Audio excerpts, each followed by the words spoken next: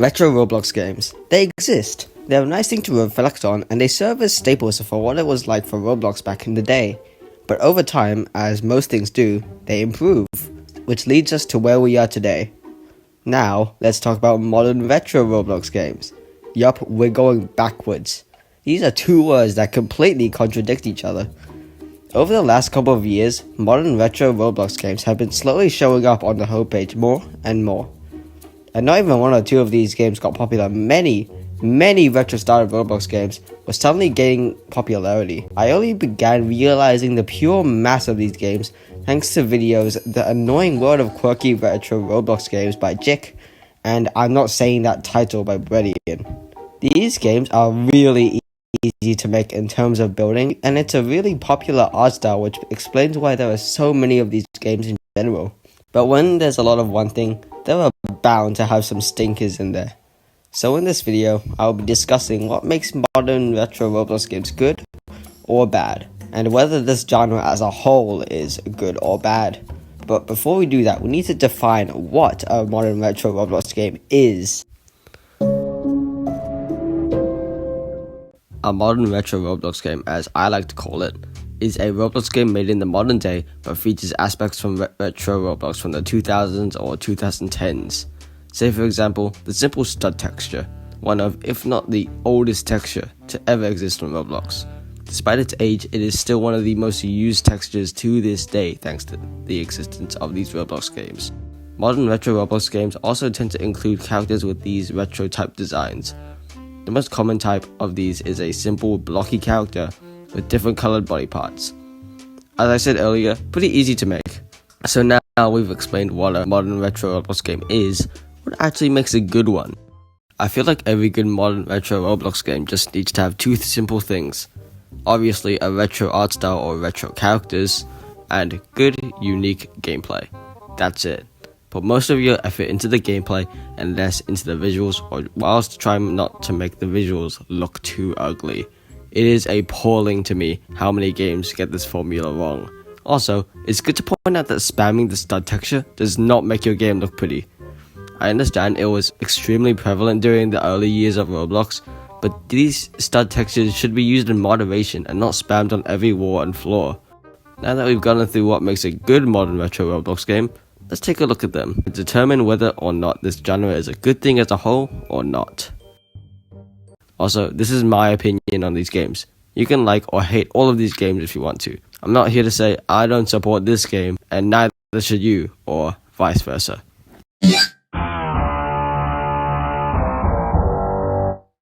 The first modern retro Roblox game we're going to be talking about is Untitled Tag Game.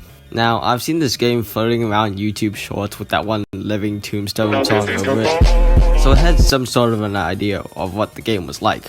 When I played this game for the video, I kid you not, it has some of the best gameplay I've ever seen on Roblox. I was never not having fun playing this game. Even when I found myself losing or had just died, I would still find myself having bucket loads of fun. So, what makes this game so enjoyable? Well, if I could pinpoint it to one thing, I would 100% say the movement. It is so fun to bounce around the map, especially with the smooth animations. I really like the animations. They're really good. It's also really satisfying to get a successful tag. I really like the noise. Something I also noticed during my gameplay was the amount of variety there was in the rounds. I'm not exactly sure how many gamers there are in this game, but there seem to be quite a bit, which is awesome for a game such as this one. I can totally see people sink a bunch of days into this game, just for its gameplay alone. Also, notice how I haven't spoken about the retro part of this game? Well, it's because it prioritizes the gameplay over the game looking realistic. Just like any good modern retro Roblox game. Don't get me wrong, it does have some notable retro themes to it, other than the maps such as the sound effects and I think that's it. So yeah, awesome example of a good modern retro Roblox game.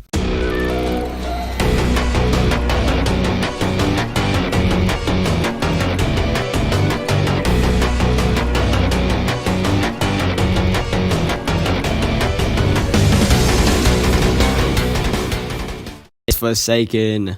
Now, I have quite a bit of experience with Forsaken already. I have 2 days of total playtime and I have all the characters unlocked. And I can safely say that this game is pretty fun. Forsaken is a survival type game that surrounds up to 8 survivors facing off 1 killer in a set amount of time. The survivors need to outlive the timer in order to win, and the killer needs to eliminate every survivor before the time runs out. Every single survivor has different abilities they can use to help their team or help themselves to win. Some can stun the killer to save their teammates, heal their teammates, or even stall the killer to burn some time. As the killer, you have special abilities to help you eliminate all the players in the lobby. The gameplay is pretty fun on both sides, if I do say so myself. This game includes hit characters from old Roblox such as Let's Builder Man, Cool Kid, 1x, 1x, 1x, 1, and some other ones too. The game itself is really balanced, and if you win a match 9 times out of 10, you earned it. Forsaken includes retro characters and puts a unique spin on them whilst also being faithful to the source material. Forsaken is another good example of a good modern retro style Roblox game, and I plan to be playing up until Sonic.exe releases.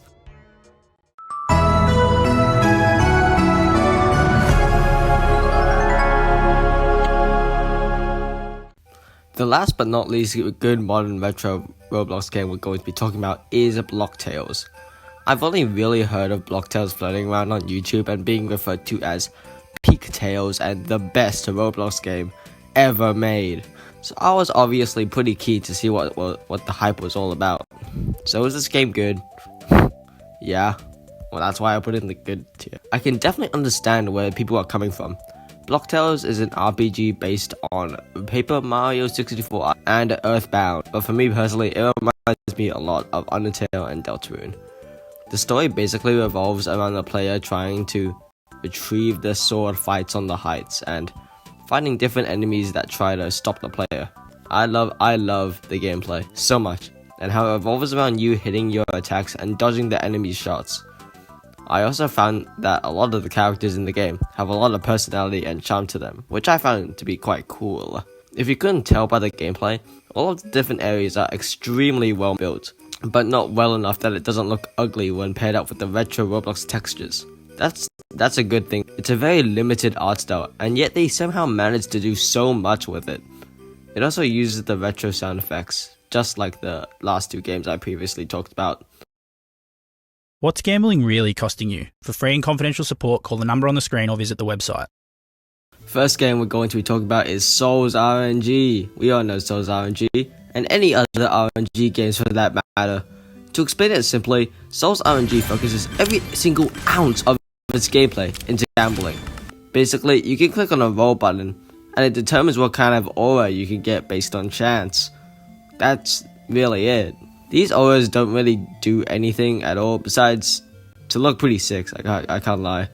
This game has been out for an entire year, and I kid you not, this game has 36,000 concurrent players as of writing this. This game cannot be that addicting. So the gameplay is bad.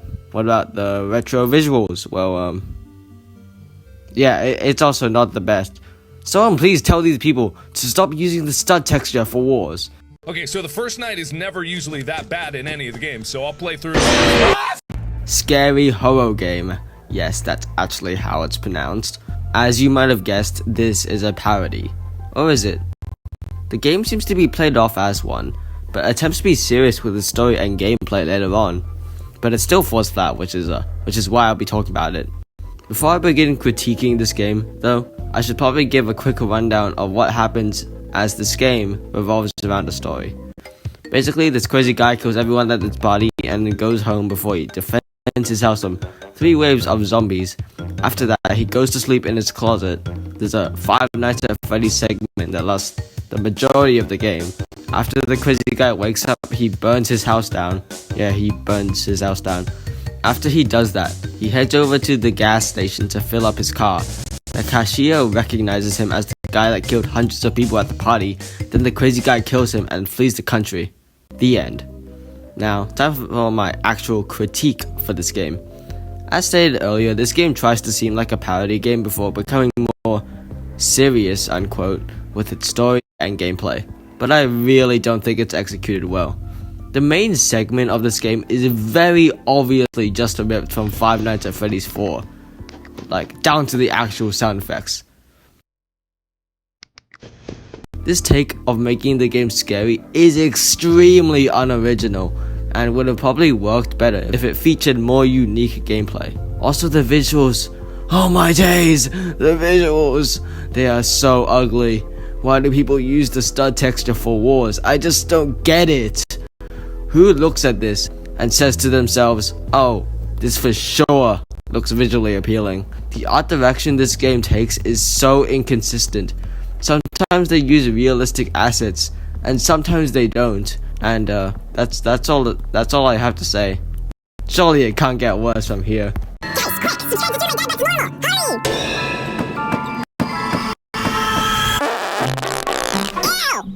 It just got worse. Weird Strict Dad. I really don't like Weird Strict Dad. I feel as if Weird Strict Dad is one of, if not the main cause of crappy retro Roblox games, and is the main reason I'm making this video in the first place. Now, unlike Block Tales being referred to as the best Roblox game ever made, this game is, in my eyes, the worst Roblox game ever made. Weird Strict Dad follows a dad becoming possessed by a strange man, and you need to survive said strange man possessing your dad for 6 hours in-game. The game has like several chapters, but I'm only going to talk about the first one because I want to keep things simple. Don't worry, all of the other chapters are just as bad. Weird Strict Dad follows a gameplay similar to Five Nights at Freddy's. You need to survive 6 in-game hours before you win. During these 6 hours, you need to manage your thirst and hunger bar by going to the kitchen and eating food. The threat when doing this is that your dad can just randomly wake up and kill you when you're doing this. So it's honestly just based on luck whether you survive or not, which is never a good thing in any game. You can juke him and make your way to the room, but still, losing in a game should always feel like the player's fault, and if it doesn't, then you're probably doing something wrong. If I could rework the times the dad goes rogue, is when the player makes too much noise, or there could be a timer at the top of the screen signifying when the dad will go rogue. Gameplay aside, let's talk about the visual aspect of Weird Strict Dad, and why it is by far its worst feature. It obviously has the retro Roblox art style, but it is used so poorly. The color of the floor and the upstairs roof genuinely looks so ugly when clashed with the stud texture. Like actually, this color might be bottom 5 colors of all time. It looks so ugly. Who looked at this color for the floor and said, oh yeah, looks good? What? Don't even get me started with the types of decorations this game uses. This game uses realistic assets with the retro art style. Yeah, you heard me right. What is it with these games and combining realistic assets with the retro art direction? Realistic decorations are the last thing you want to add in your game with this type of art direction. The stud texture and the models do not go well together in the slightest and make the game look like the builder chose one art style for the map and then switched to a different one 30 minutes later. What was the thought process behind this? Also, take a look at the UI. It looks so bad. UI should not cover this much of the screen. It is abundantly clear that this game feels ugly to play and feels ugly to look at. This game is probably the worst example of this art style, and it is abysmal to me how this game has garnered such a following. So, to answer the question whether or not modern retro Roblox games are good or not, I would say they're good, for the most part. Surprisingly enough, doing my research for this video, I actually had a harder time finding bad modern retro Roblox games than good. And do you want to know why? Because all of the bad modern retro styled Roblox games are just copies of Weird Strict Dad and Residence Massacre. Believe me when I say this, there are so many of these. Weird Strict Brother, Weird Strict Hotel Card, Weird Sus Grandma, and it was hard finding any bad modern retro styled Roblox games that weren't inspired by these two. There are certainly more bad modern retro games than good ones, but thankfully the bad ones usually don't rise to fame. Surprisingly, there were a lot of psychological horror games on modern retro Roblox, such as Jim's Computer and Cute Girl 555. Although I do think this art style is a bit overdone and has lost some of its uniqueness over time. So yeah, that's my take on it. But I'm wondering what you're thinking. Do you think modern retro-styled Roblox games are good or bad? Let me know in the comments. Goodbye.